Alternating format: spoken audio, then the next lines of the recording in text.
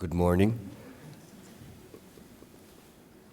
First of all, I would like to thank President Grimson for his kind invitation for me to participate in this Arctic Circle Conference, and that it wouldn't necessarily be a fulsome discussion on the Arctic if you don't include the people of the Arctic. As Canada's national Inuit leader, I am honored and privileged to represent close to 60,000 Inuit in Canada.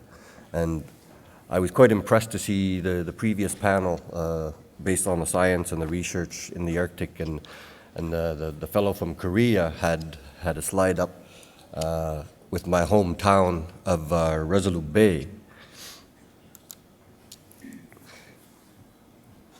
Our northern homeland, or Inuit Nunangat in Inuktitut, spans about 40% of Canada's landmass and 50% of Canada's coastline.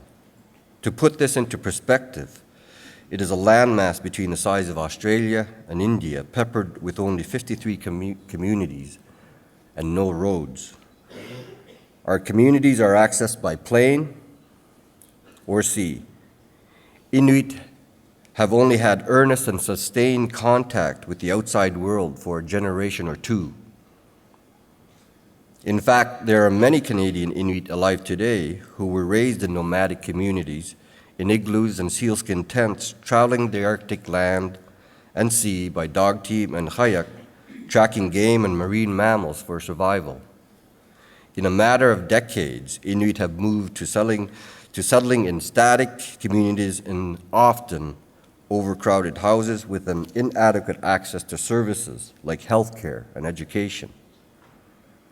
Where we used to get our food exclusively from the land and sea, we now go grocery shopping for southern food at high prices and low nutritional value compared to our country food from the land and sea. In some communities, a loaf of bread can cost $8 and 2 liters of milk goes for $13. We still supplement our diet with traditional food sources regularly, like caribou, seal, polar bear, and walrus. In fact, about 70% of Inuit families still rely on country food for a part of our diet. Providing for a family until very recently entailed exclusively hunting, gathering, sowing, and building. For the majority of Inuit, it now means going to school, getting a job, and probably moving far away from home. Providing for a family until very recently is essential for our generation, where we've made the rocky transition from Eskimo to Inuit, or from the igloo to the iPhone, and the incredibly rapid speed of this transition has come with its share of challenges. Our communities persistently struggle with economic and social challenges, including access to affordable and appropriate food, physical and mental health support, and disproportionate rates of diseases like tuberculosis, which around the world everyone thinks is a bygone disease. Infant mortality rates and low life expectancy are among our many concerns. As we work to combat these troubling challenges in our communities for thousands of years has allowed us to learn the remoteness and relative isolation of our communities for thousands of years has allowed us to learn from the past. In our history of relations with outsiders, Inuit opinions are not always considered, and sometimes not even really heard. Even our history of relations with outsiders, Inuit opinions have not always been considered. Upon our first encounter with the European system of governance, which was very different from what we were used to within our community and camp structures, we were told that all lands and waters in Inuit Nunangat, our Inuit homeland, were owned by the Crown, and all the rights and privileges that attach to sovereignty and ownership, notably the power to make binding laws impacting the lives of Inuit, rested in the hands of political institutions located elsewhere. In this process, we were led to believe that we had no place at all. Starting in the 1960s, a succession of young Inuit decided to take on these concepts and regain at least a degree of control of our own lives, we took the approach that our decolonization had to feature a fundamental reassertion and rebalancing of our rights and responsibilities with others, including governments located outside the Arctic.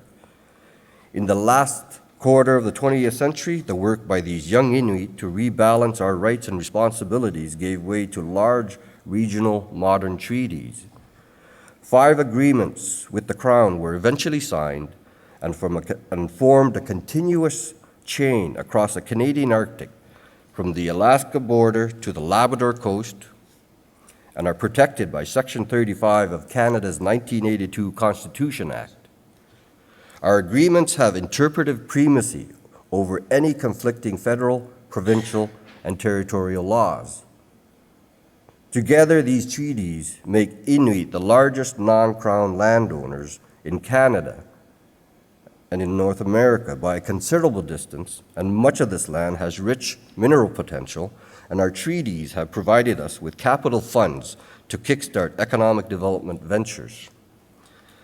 Fast forward a few more decades to today, with our agreements being implemented, we find ourselves with a new wave of external forces that are pushing into our homeland the romanticized visions of our frozen tundra and ice, as well as quests for economic gains in our vast territories. This new incarnation of colonization is heralded by clarion calls by outsiders, often Europeans and Californians, to save the Arctic. In this clamor, who is asking Inuit what we think should happen in our homeland with our Arctic environment and the wildlife with which we share the land and sea and from which we survive? The seal, the polar bear, the walrus, the whale. How do Inuit see the future of the Arctic and Arctic development? These are campaigns, oftentimes well-intentioned, to save the Arctic from climate change. But as we all know, climate change does not happen in the Arctic, or is not stemming from the Arctic. It's stemming from the modern societies in the South, where the carbon emissions are being spewed. So if you want to save the Arctic, you look at your own backyard. We're doing fine in the Arctic. The Inuit have always considered ourselves as stewards of the Arctic. Thank you.